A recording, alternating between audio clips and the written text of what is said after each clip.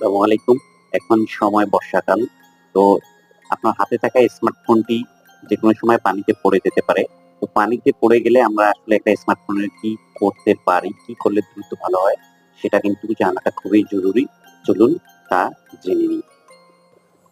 ফোনটি দ্রুত পানি থেকে তুলুন। ফোনটি যতক্ষণ পানিতে থাকবে তত বেশি ক্ষতির সম্ভাবনা বাড়বে। ফোনটি বন্ধ করুন। ফোন চালু থাকলে পানি, বিদ্যুৎ পরিবাহিত হয়ে সার্কিট বোর্ড ক্ষতিগ্রস্ত হতে পারে। তাই দ্রুত ফোনটি বন্ধ করুন। সিম, মেমোরি কার্ড এবং ব্যাটারি খুলে ফেলুন যদি সম্ভব হয়। শুকনো ও বায়ু চলাচলযুক্ত স্থানে ফোন রাখুন। ফোনটি এমন জায়গায় রাখুন যেখানে বায়ু চলাচল ভালো হয়।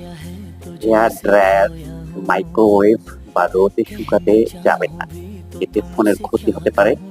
সিলিকা জেল ব্যবহার করুন যদি সম্ভব হয়। ফোনটি একটি বায়ুরোধী পাত্রে সিলিকা জেল প্যাকেট সহ রেখে দিন।